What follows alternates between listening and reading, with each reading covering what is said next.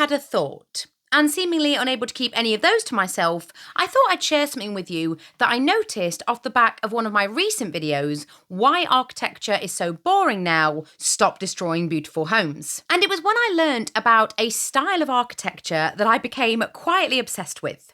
Queen Anne. It bears a striking resemblance to pretty much most of the homes that I watched in awe growing up, and some of which I discovered in my adult life.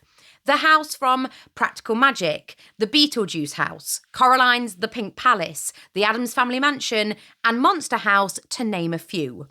All of these places draw upon a particular architectural style that instantly invokes the creepy, kooky, mysterious, and spooky.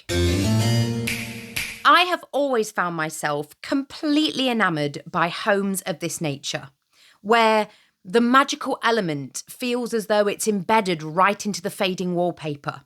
But it did beg the question to me, does a particular period of architecture make the perfect blueprint for Hollywood's haunted houses? Well, sort of, but it is a tad more vast than it may first appear, so let's do a bit of a spooky deep dive. Queen Anne architecture itself is a style of building that was particularly popular in the 19th century, roughly from around 1880 to 1910, particularly in Britain and the United States. But despite the name, it doesn't directly reflect architecture during the reign of Queen Anne, which was from 1702 to 1714. Instead, this is more of a revival and blends elements from English Renaissance and medieval forms with eclectic Victorian tastes. It's a mashup of Victorian revival style, medieval, Tudor, and classic motifs, like a kind of scrapbook of oldie-worldy Gothic moods. Now, I spoke about revival architecture in that video, and it's a concept I find really interesting because you know me, I love a bit of revival. And we're still seeing buildings displaying Gothic revival, inspired by churches and cathedrals. And two examples are the Houses of Parliament in London and St. Patrick's Cathedral in New York City. Then we have colonial revival in many suburban homes in the US, built from around 1890 to 1940. And finally, Tudor revival in suburban homes. And no, this time I'm not speaking about the home of Hyacinth Bouquet, but this was popular from the 1920s to around the 1930s. And one of the most notable example is Dieter von Teeser's house. Dieter von Teeser's house, which was built in 1927. So yes, architectural styles have always been recycled and revived, but rather than the kind of cookie-cutter homes that we're seeing today, these homes had an original flair for intricate detail and storytelling, even if the inspiration came from hundreds of years before. And if there's one thing I know for sure, they were the perfect setting for cosy, spooky homes that captured all of our hearts. Okay, so let's take one of many people's favourites, I'm sure, the Practical Magic house as a starting point. Now, this is tragically fictional, as are many of these homes, and this is a colonial revival style home. The Maitland's house in Beetlejuice is a Gothic revival Victorian farmhouse, as is Suki's home, bonus film here, in the film The Witches of Eastwick, and this one is actually real. And apparently it was recently up for sale. The Addams Family home is based on a Second Empire mansion. The Pink Palace Apartments is a classic Queen Anne and another bonus house. So is Spellman Manor in Sabrina the Teenage Witch, if anybody actually used to watch that show. I didn't. I know that there's a new version of this story on Netflix, but I think I'd like to go back and watch the original Sabrina because it looks a hoot, and plus she has a talking cat. And who doesn't want that? Aww. The home in Monster House is a Victorian suburban home. And a couple of extras. The Haunting of Hill House is an English Tudor revival mansion, and Disney's Haunted Mansion is Dutch colonial. So what we can see is the spooky canon, if you like, of haunted or enchanted houses does span a handful of different Victorian era revivals, plus a couple of outliers like colonial revival and Tudor revival. But what ties them together is less the strict label and more their shared visual DNA and the cultural moment that they came from. And let's break that down a little bit further. So notably, we've got asymmetry and complexity. Now, asymmetry does exactly what it says on the tin. It's where homes are not symmetrical. So you've got symmetrical homes and you've got asymmetrical homes. Now, with asymmetrical homes, it kind of messes with your eyes a little bit because nothing quite matches. And so it can create a kind of sense of unease and unpredictability when you're looking at a home that is asymmetrical rather than one that is perfect, clean lines and everything spatially matches in the way that you would almost expect. And with that asymmetry, in contrast to modern, more boxy houses, these homes almost always have angles, shadows, and nooks where many a spooky thing could lurk. And of course, we've got the complexity, which is what I personally love, because all of these styles favour irregularities, which goes into that asymmetrical style. We've got towers, we've got gables, we've got wraparound porches, we've got gingerbread trims, we've got patterned shingles and steep roofs. Why does roofs feel so wrong in my mouth to say as a plural? I feel like it should be roofs, but no, it's roofs. Steeped roofs. Another blueprint that all these homes share is verticality and looming silhouettes, with tall windows stretched upward, pointed arches and turrets and spires that look like watchtowers. All of this creates a sense of houses looming and watching over you. And like in Monster House, they kind of become a character within themselves, although Monster House took that quite literally.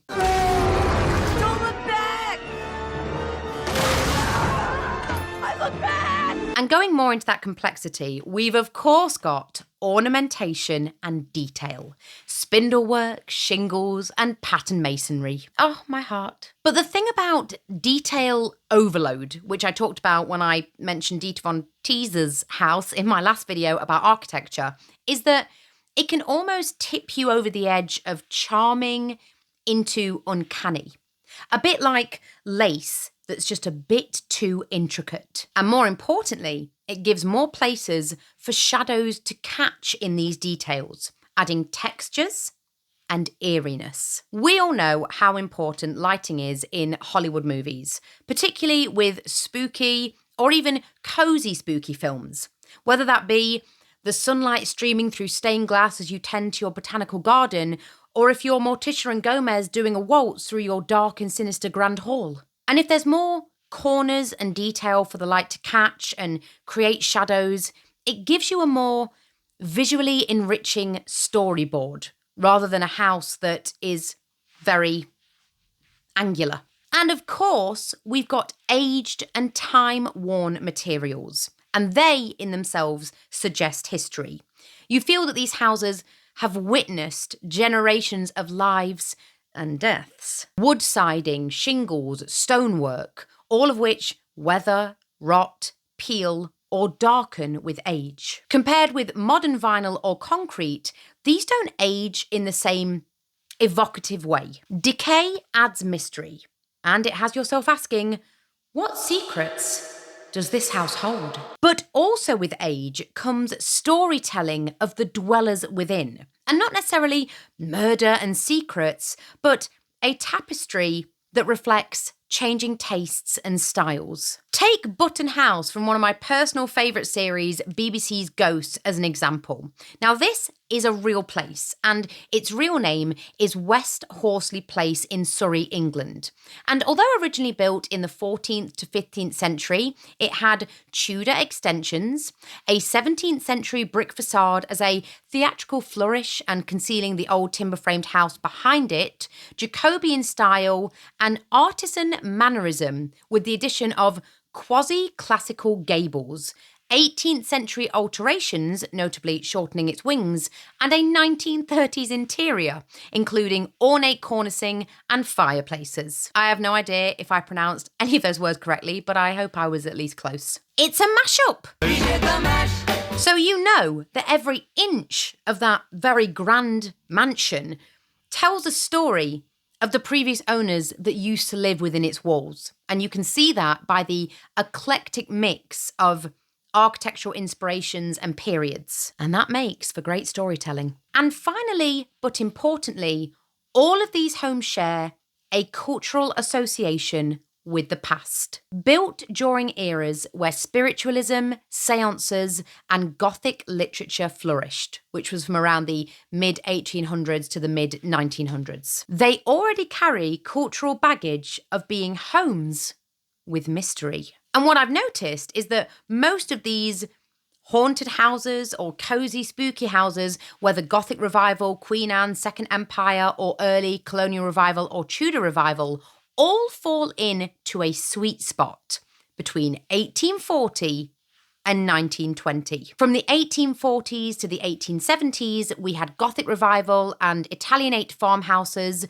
all of which were very picturesque, pointed, romantic, but also imposing. From the 1860s to the 1880s, we had Second Empire mansions, like the Addams Family mansion, which were grand, formal, and looming. From the 1880s to the 1910s, we had Queen Anne Victorian architecture, which was very ornate and whimsical and eccentric, like the Pink Palace or Spelman Manor. And from the 1890s to the 1920s, we had Colonial Revival and Tudor Revival, which was looking back to older Europe and America with a nostalgic and sometimes eerie twist. So within this big old time span, we can see that this overlaps the period when the Victorians had quite an acute obsession with death and the supernatural. We had mourning culture with black veils and elaborate funerals, and a lot of post-death rituals that today we might look at and find a little bit eerie. Do you have any idea what this might be? Oh, it is a photograph album, ma'am. No, but look, they're all asleep. Look. They're not asleep, ma'am. They're dead. There was the rise of séances, Ouija boards, and theosophy, and Gothic novels and ghost stories were booming in popularity. So the architecture of the time isn't simply a backdrop. It's part of the cultural climate steeped in the macabre. But let's dial down the macabre for just a second and inject a good bit of whimsy back into the conversation. Because in reality, these homes often weren't gloomy at all, but were instead a beautiful swell of colour. Think deep greens, oxblood reds, mustard yellows, ruffets and teals. And owners would actually use 3 or more contrasting colours to highlight the intricate trim, brackets, porches, shingles and towers. And the famous painted ladies of San Francisco are a great surviving example of this. Oh, be still my beating heart. These homes were intended to be lively, whimsical and colourful, but many of them fell into disrepair by the mid-20th century. And add a sprinkle of that Hollywood haunted palette and you've got the perfect setting for a spooky story. Except I would argue that one house in particular goes against this grain, and you may or may not know of it, but it is called Whipstaff Manor from the film Casper. And don't try and hide it, because I know exactly what you're all thinking. You were all there, secretly desperate for Devon Sawa to also whisper, "Can I keep you?" in your ear. It was such a beautiful film, though. All I wanted, though, was to be Christina Ricci. But the reason this one goes against the grain is because it's a striking and sadly fictional example of architecture inspired by Antoni Gaudí. And I actually was lucky enough to visit Park Güell in Barcelona, where all of the buildings were designed by Gaudí himself. And it was the most incredible experience because everything looked so whimsical and visually enriching. And yes, it echoed Whipstaff Manor and even a little bit of the Ghibli universe to me, but the architecture spoke for itself, and it's something that I feel has never truly been replicated. But yes, all in all, it made me feel as though I was in some sort of magical, enchanted or fantastical world. I mean, why can't our everyday streets look like that?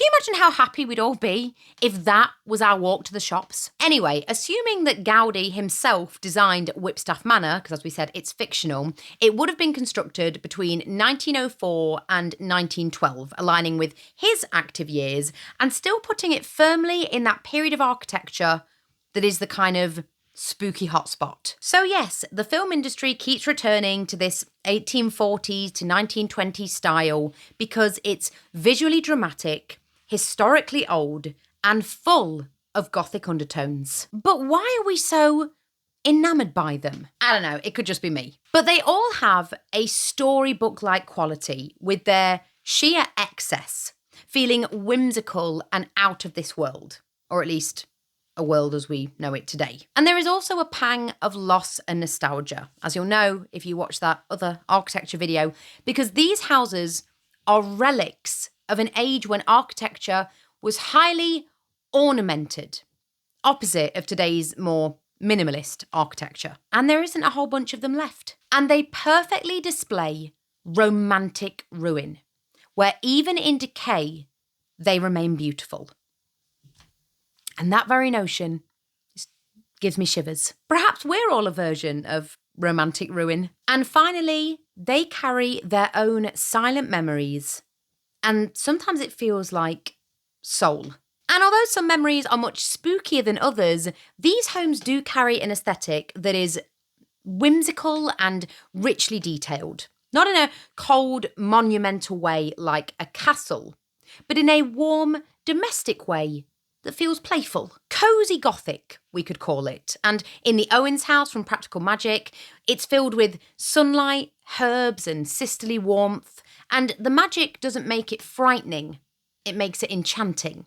The Pink Palace is whimsical at first, spooky second, and it tempts you in as much as it warns you. The Addams Family mansion was filled with danger and desire. And let's face it, Morticia and Gomez Addams are literal couple goals. How long has it been since we've waltzed? Oh, Gomez. Hours. And as children, these homes felt like adventure, a place where magic might be real. And as adults, they feel like nostalgia, a place of individuality, mystery, and the slower pace of life that we've lost. The spookiness only adds to the allure because danger makes magic feel more authentic. I don't know, to me, it feels like these homes embody the perfect balance. Cozy enough to feel like home, strange enough to feel like a story. And if you'd like to see my take on these Victorian-inspired spooky homes that we all know and love, then tune in to this Wednesday's video where I'll be making my very own.